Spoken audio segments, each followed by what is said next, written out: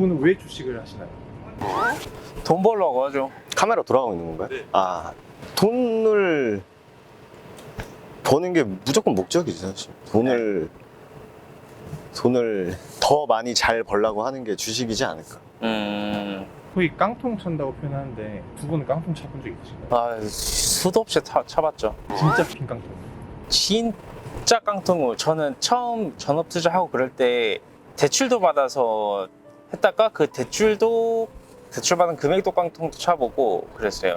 안 차보는 게 제일 좋긴 한데 사실 하다 보면은 저는 무슨 일이든 시행착오가 없다라는 거는 사실 네. 말이 안 된다고 생각을 해서 겸허히 받아들이려고 노력은 하는데 그 겸허히가 안 되긴 하죠 사실.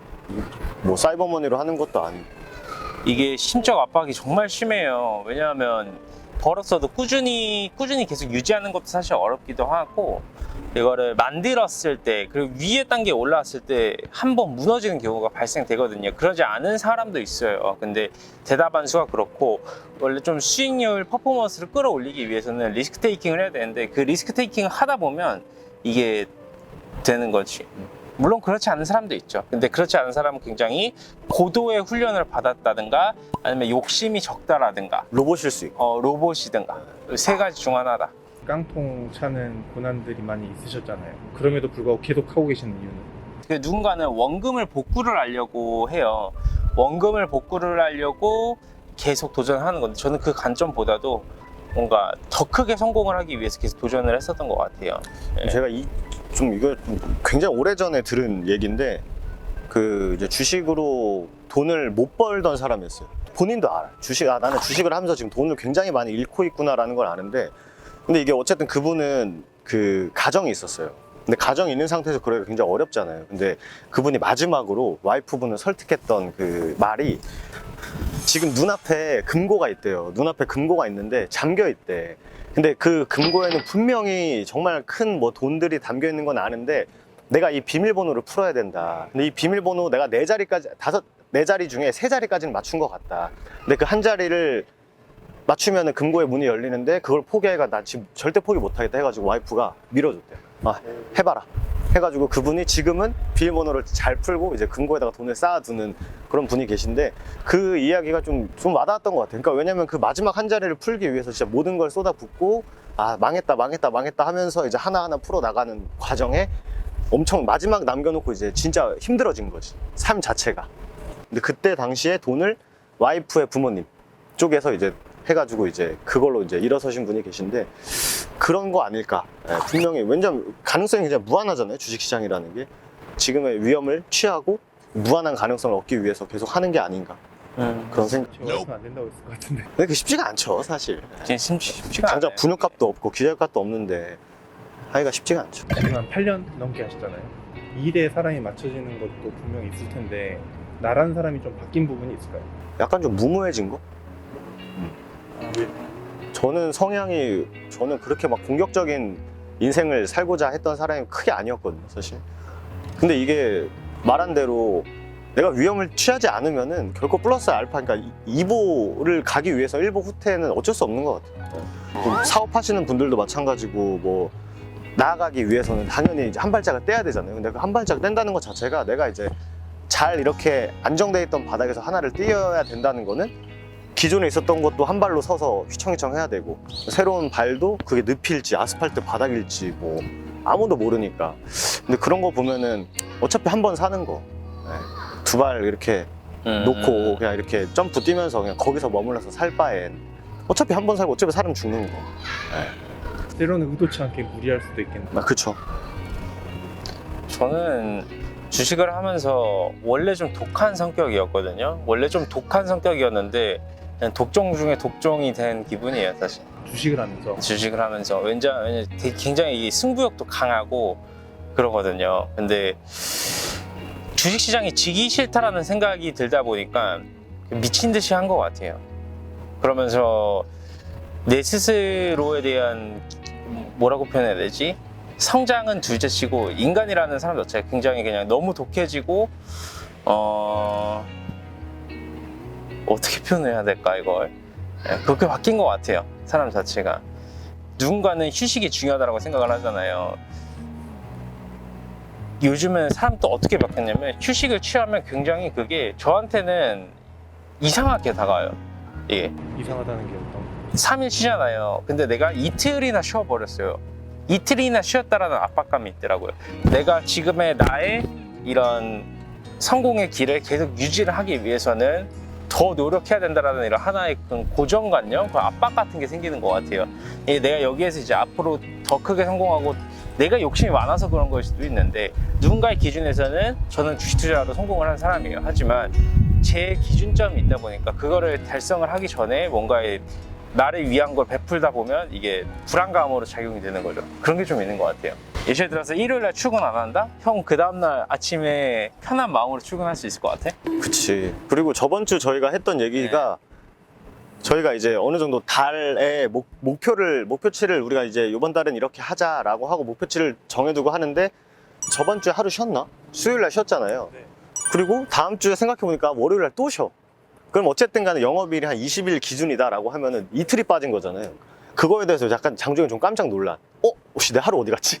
약간 이런 거. 네. 그리고 회식하고 저희는 바로 집에 사실 안 가죠.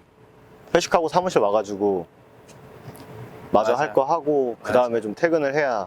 지난주에도 두 분만 이렇게 사무실로 아, 그쵸. 들어오시잖아요. 네. 원래는 이 질문을 하려고 했었는데 그래도 한번 여쭤볼게요. 사실 지금 한 굉장히 7, 8년 동안 아침 7시 반에 출근해서 오후 11시 퇴근하는 삶을 계속 해오고 계시잖아요.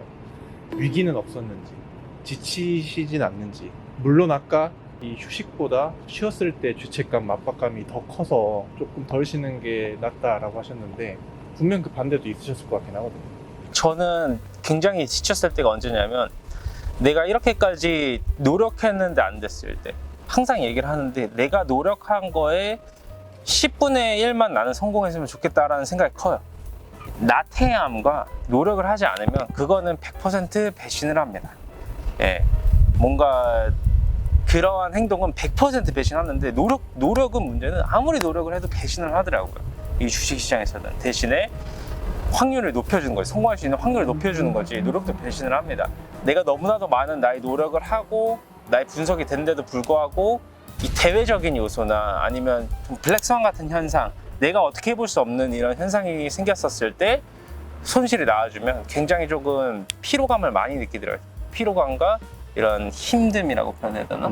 저도 약간 좀 같은 결인 것 같은데 뭔가 하다가 지친다는 느낌은 사실 그렇게 많이 느껴보진 않았는데 하다가 힘들다라는 느낌은 좀 많이 느껴봤던 것 같아요. 아, 진짜 힘들다. 근데 왜냐면은 지친다 이런 느낌은 그냥 굉장히 한 짧게 장 끝나고 그냥 오늘 진짜 지친다 이런 거 말고는 웬만해서 느끼는 감정, 약간 좀 부정적인 감정, 거의 다 힘들다라는 것 같아요. 몸이 힘들다 이게 아니라 이렇게 했는데 결국 이렇게까지 했는데 이러면은 물론 사람이 그 표현하는 거에 따라서 누군가는 그걸 지친다라고 표현할 수 있긴 한데 힘들다라는 표현이 좀 맞았던 것 같고 지금은 좀 덜한 것 같아요. 왜냐면은 그냥 뭐 하루 이틀 뭐 이러는 것도 아니고 그런 감정을 많이 가져봤자 득되는 것도 없고 한 글자 차이인데 의미가 엄청 다르긴 해요. 뭔가 저도 느끼는 게 다른 것 같아요. 지친다랑 힘들다랑. 한 1년 반 정도 같이 일하면서 그냥 두 분이 계속 해왔던 얘기를 들어보면은 본인한테 자신감이 없으면은 계속 할 수 없고 그리고 또 반대로 시장한테 겸손하지 않으면은 또 이것도 주식을 할 수 없는 것 같은데 그런 밸런스는 어떻게 잡으시나요? 매매를 할 때에는 나의 분석이 끝난 종목을 매매를 하잖아요. 분석이 끝나지 않은 종목을 매매를 하면 뇌동 매매가 되는 거고 분석한 종목을 매매를 할 때는 자신 있게 매수와 매도 버튼을 누르면서 트레이딩을 하는 거예요. 굉장히 자신 있게. 수익이 나왔어도 시장이 크게 무너져 버리거나 뭔가 이런 우리가 예측하기 어려운 변수가 생기면 무조건 손실이 나와요. 그러한 상황이 발생되지 않은 시장한테 감사하다라는 생각을 가지는 거죠. 아무리 많은 분석과 아무리 많이 준비를 해도 우리가 예측할 수 없는 변수에서는 100% 손실이 나옵니다. 그러한 상황이 발생되지 않은 시장에 감사하다. 대신에 내가 분석한 대로는 타율이 높으니 거기에서만큼은 자신 있게 매매를 한다. 그런 게 좀 있는 것 같아요. 저는 뭔가 잘 됐다. 분석한 대로 됐고 결과도 괜찮았다라고 하면은 다행이다. 근데 이제 저는 그냥 잘 됐다 해가지고 뭐 자만하진 않는 것 같아요. 그러니까 이게 이래서 됐구나 하고 끝 그냥. 아 이렇게 됐으니까 이렇게 된 거구나, 결과물이 나온 거구나, 끝. 네, 그냥 거기다가 뭐 이러지는 않는 것 같고, 물론 그런 사람 치고 주식하면서 돈 번 사람 저 한 번도 못 본 것 같고, 그냥 잘 안 됐을 때는, 그러니까 시장이 무너져서 내가 잘 안 될 수가 있잖아요. 그러니까 어떠한 외부 변수에 인해서 내가 잘 안 됐을 때는 굳이 시장 탓은 안 해보는, 그럼에도 불구하고 올라가는 주식이 또 있으니까 그런 거지. 그 줄 타기는 저는 개인적으로 크게 어렵진 않은 것 같아요. 이게 자만심하고 자신감 사이에서 뭔가 이렇게 생각을 하는 거는 제 성격이 그런 건지 모르겠는데 그냥 크게 어려운 건 아닌 것 같아요. 두 분은 언제까지 주식할 생각인가요? 제 꿈이 있어요. 처음 주식을 했을 때도 그렇고 지금도 그렇고 제 HTS 세팅창에 동일하게 있는 말인데, 제 꿈은 1000억 트레이더입니다. 이게 저는 1000억이라는 자금을 운영할 때까지 주식을 하고 싶어요. 달성하시면 멈추실 건가요? 달성을 하면요, 거기에서 그때는 은퇴해도 되지.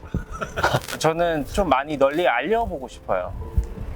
저라는 사람과 내가 하는 이 방식과 이 투자에 대한 나의 이 개념을 알리고 싶습니다. 뭐 깔짝 10억, 20억, 30억 벌고 그걸로 뭔가 막 내가 이렇게 하는 것보다는 정말 수백억 대의 자금을 운영할 수 있는 그런 능력이 있는 사람, 고액 자산가든 아니면 능력이 있는 펀드 매니저든 능력이 있는 뭐 프랍 트레이더든 그런 사람들한테 도움이 될 수 있을 만한 그런, 내가 한 점 부끄러움이 없고 떳떳한 사람이 됐을 때 그러한 가치를 한번 이렇게 해보고 싶다? 그런 게 좀 있는 것 같습니다.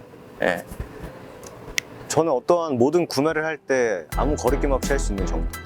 나로 인해서 내 주변에 가까운 모든 사람들이 돈 때문에 뭘 못하는, 혹은 돈 때문에 뭔가 좀 힘들어지는 거를 없이. 왜냐면 사람이 사실 돈으로 행복을 살 수 없다고는 하는데, 그것도 맞는 말이긴 한데, 대부분 많은 것들은 돈으로 해결이 되잖아요, 사실. 안타깝지만. 물론 뭐 건강이 악화돼서 뭐 누군가를 어떻게 되거나 하는 건 어쩔 수 없지만, 그 외적인 것들은 사실 돈으로 해결되는 게 굉장히 많기 때문에, 저도 그렇고 뭐 주변 뭐 같이 일하시는 분들도 마찬가지고, 가족, 내 기준에서 가깝다 하고 하는 사람들이 뭔가 돈 때문에 고민하는 그 시간을 나로 인해 좀 줄이면 좀 좋지 않을까? 30억짜리 요트 하나 사주라. 내가 근데 그 물에 빠지면 무서워해가지고. 그러다 고소공포증도 있고. 내가 탈게. 돈으로 구매하는데 뭔가 그게 굉장히 형 주관적인 거 알지? 그치. 내가 그 주관적인 기준을 높여줘야 되겠다. 형, 우리 어떤 요트까지는 생각 안 해봐요. 형 시그니엘 시그니엘. 시그니엘을 가지고 싶어요. 네. 제가 어제 롯데타워 갔는데 네. 그 손석구 씨 있잖아요. 요즘 굉장히 핫한 범죄도시 아저씨. 그분이 오셨나 봐요. 이것도 주식 얘기는 아닌데, 제가 이제 주라기 공원을 보러 갔는데 10층이었거든요. 그 건물에. 근데 8층인가 9층에 진짜 사람이 꽉 차 있는 거예요. 그 무대 인사 와가지고. 근데 에스컬레이터 타고 이렇게 쭉 뚫고 이렇게 가는데 갑자기 사람들이 또 나를 사진을 엄청 찍더는 거예요. 그래서 올라가는데 그래서 도대체 무슨 일인가 했는데 그 위에 손석구 씨가 이렇게 있는 거예요. 번의 질문이긴 한데, 가족 친한 친구한테도 종목이나 이런 거 좀 알려주세요. 예전에는 했는데 요즘에는 안 그래요. 왜냐하면 주식은 결국 대응의 영역이거든요. 나중 가면 아무리 좋아서던 기업도 아니다 싶으면 쳐내야 되는데 이게 안 되더라고요. 네, 그게. 잘 되면은 본전이고, 네. 잘 안 되면은 수익 나면 그 사람들이 잘한 거고, 손실 나면 내 잘못이기 때문에. 지인이요? 네, 지인이어도 그래요. 그래서 그건 아닌 것 같아요. 네, 특히 지인한테만큼은 주식에 대해서 더 조심해야 된다는 게 하나의 제 철학 중 하나입니다. 이제는. 오늘 여기까지 하겠습니다. 수고하셨습니다.